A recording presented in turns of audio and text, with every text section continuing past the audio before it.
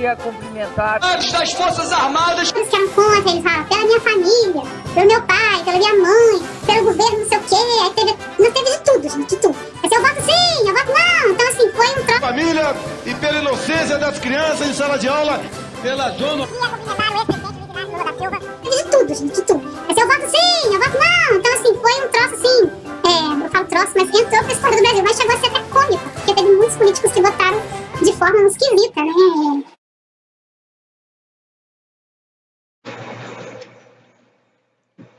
Então, chegamos aqui no Brasil dos anos 2000, né? Aí eu coloquei alguns tópicos para vocês. Vocês vão passar a página 324, faz uma leitura sobre o tempo das privatizações, para vocês entenderem o que foi o governo Fernando Henrique Cardoso. E lá no 325, nós temos o Brasil dos anos 2000. Aí eu vou falar um pouquinho sobre, né, o governo, no caso, o governo Lula, né? Como que começa 2002, ele vence as eleições de 2002, né? E aí ele vai colocar alguns programas, né, sociais que foram criados no governo de Fernando Henrique Cardoso, no governo anterior. Então, no governo anterior, nós tínhamos alguns planos que começaram a ser elaborados, e aí nós vamos ter, né, o Lula colocando isso, né, colocando em ação. Então, vamos lá. Ele ampliou programas sociais criados durante o governo Fernando Henrique Cardoso, FHC. Então, vocês leem, né, procurem dar uma lida, lê mesmo, o Brasil nos anos 2000, na página 325, e depois vocês vão identificar essas palavras aqui, essas frases que eu coloquei, né?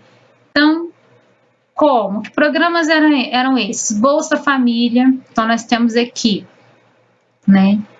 Luz para Todos, tá aqui.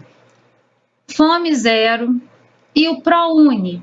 Então, né, lá nas eleições de 2002, o candidato de origem operária, no caso Lula, né, ex-líder sindical, ele foi eleito presidente da República. No seu governo, a inflação foi mantida em níveis controlados. Então, ele consegue controlar a inflação, coisa que não estava sendo controlada desde lá de trás do regime militar, né?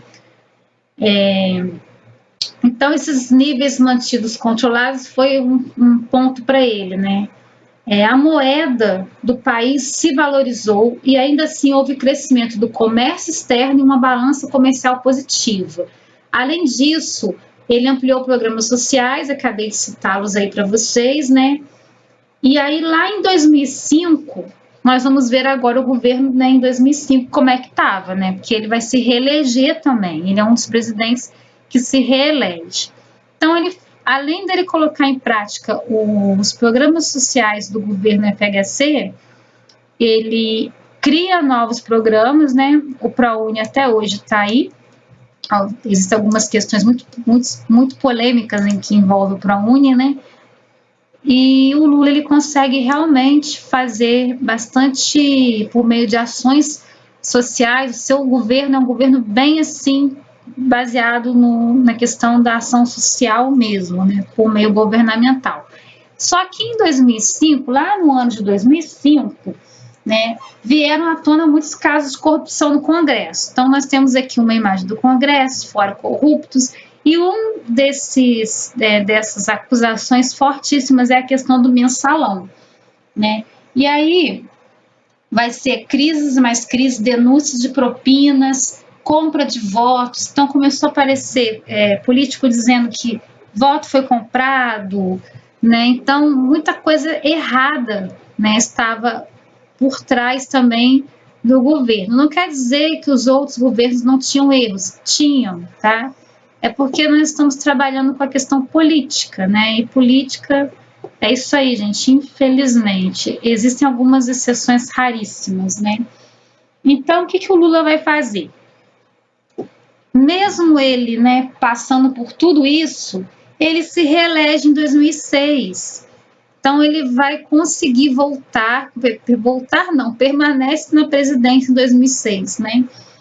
Só que ele já vendo ali que a coisa não estava muito boa, ele vai apoiar, né, no seu segundo governo, ele vai apoiar a candidata, na futura, né, a candidata Dilma Rousseff. Então, mesmo com tantos problemas no final do seu primeiro mandato, Lula vence as eleições, começa seu segundo mandato em 2006. No final do seu segundo mandato, Lula apoiou a ministra da Casa Civil, Dilma Rousseff, e em 2010, Dilma vence as eleições. Então, em 2010, nós temos a primeira presidente mulher a entrar, né, a governar o Brasil. Então, isso é um fato histórico mesmo, gente. Isso é para poder a gente parar e olhar, nossa, né? Uau! Aí, o que o governo Dilma vai fazer? Auxílio à pesquisa científica, né? O Ciências Sem Fronteiras, vocês já devem ter escutado falar.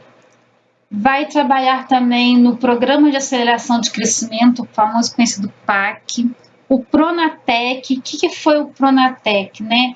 É um acesso ao ensino técnico e emprego, então ela vai valorizar o ensino técnico para jovens, né? Para os jovens se especializarem e terem uma profissão para ter o seu primeiro emprego, sem precisar passar ir direto para a universidade, né? Continua as condenações ao mensalão. Então, o governo dela vai continuar a investigar o que estava rolando aqui no governo Lula, tá? E aí nós temos o segundo governo Dilma. Sim, ela se reelege em 2015, porém ela vai governar até 2016 só. Por quê? Porque no segundo mandato dela, ela teve um início muito difícil. No primeiro ano do segundo governo, a crise chegou ao Congresso. Nós já vimos aqui, né, uma faixinha escrito fora corruptos. Esse mensalão aqui foi por minha conta, tá? E aí, a Operação Lava Jato, que se fala até hoje também, investigação de esquemas de corrupção dentro da Petrobras, estava na casa dos bilhões de reais, era muito dinheiro desviado, envolveu os poderes legislativo e executivo, ou seja, colocou em questão ali em dúvida praticamente os três poderes. Pode ver que o judiciário não está aquele que vai julgar, né? Ruptura entre PMDB e PT. Então, o PMDB e o PT, né, eles formaram meio que uma aliança para fortalecer o Partido dos Trabalhadores. Só que o PMDB vai pular fora e aí isso vai enfraquecer a popularidade do Partido dos Trabalhadores nesse período. A Dilma perdia a base aliada no Congresso. Então, a sua base ali a sua aliança maior, no caso ali política, que era o PMDB, vai ser perdida. Então, vai dar uma balançada no governo, no segundo governo dela. É protocolado contra ela um pedido de impeachment pelo legislativo. Lembra lá quando a gente aprende quem elabora as leis, quem executa as leis? Então, dá uma revisada nisso. O 8º ano está aí para isso. É só vocês irem lá olhar as aulas do 8º ano no canal que vocês vão relembrar, né? Então, ela vai ter, o processo de impeachment vai ser protocolado, entram com o pedido de impeachment, né? O legislativo entra, e aí nós vamos ter, né, no dia 31 de agosto de 2016, o impeachment foi aprovado, ela foi, né, afastada do cargo de presidente.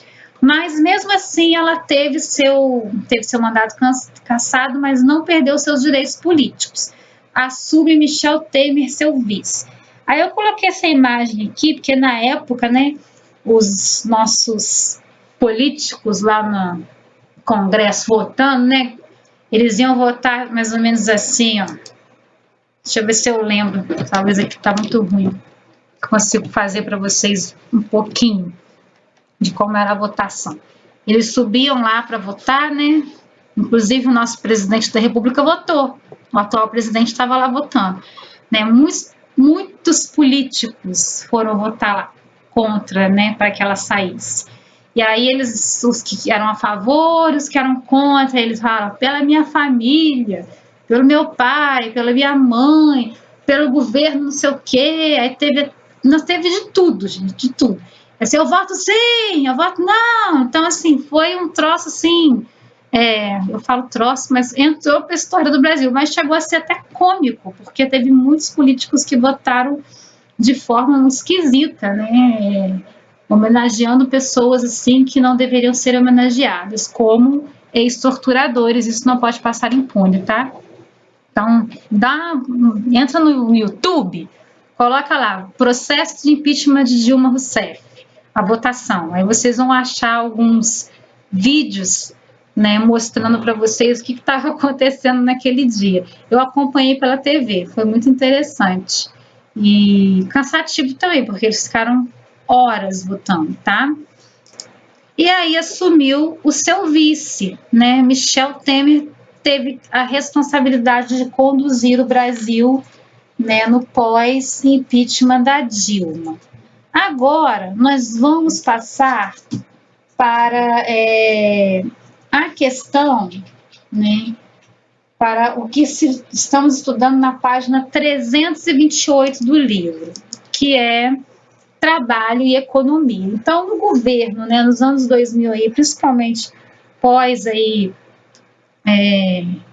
finalzinho do governo Dilma, né, início do governo do Michel Temer, nós vamos ter, eu coloquei essas duas imagens aí, que são as imagens do livro de vocês, mostrando a questão dos grandes problemas que o país estava enfrentando, e enfrenta até hoje, tá?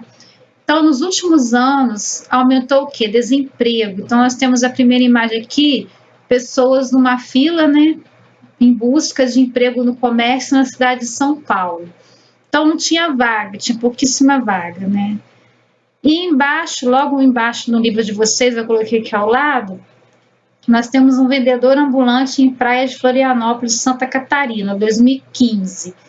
Então, assim, o desemprego aumentou, né? Com isso, nós vamos ter o aumento do trabalho infantil, isso mesmo. Então, com as taxas de desemprego elevadas, muitas crianças foram obrigadas, né, a trabalhar para complementar a renda familiar.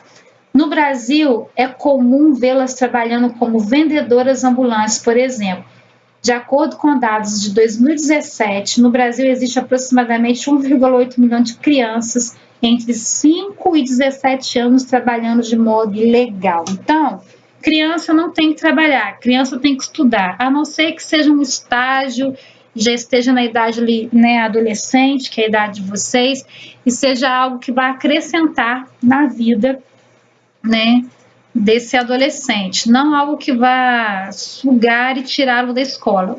Não é o caso do trabalho infantil. O trabalho infantil acaba tirando a criança da escola, né? E é muito comum ver isso, gente, em sinais, né? Sinais, quando você para o carro no sinal de trânsito, criança vendendo bala, ou você está na rua andando, né? Eles te param para te oferecer chocolate, bombom. Aqui na nossa cidade isso é muito comum, então não está tão longe da nossa realidade, não. Né? Então, trabalho e economia do Brasil vai passar por essas crises aí, a crise do desemprego, né, aumenta o trabalho informal, né, porque quando você tem um ambulante, ele é trabalho informal, né, e o trabalho infantil, então está tudo errado. Na página 329, nós vamos ver algumas medidas que foram tomadas para combater, né, a questão dessas desigualdades que nós vimos aqui dentro do trabalho e economia nos anos aí, principalmente do governo de Temer, né. Então, vamos lá agora para o próximo vídeo, tentar entender como é que funcionou a questão do cooperativismo, tá bom?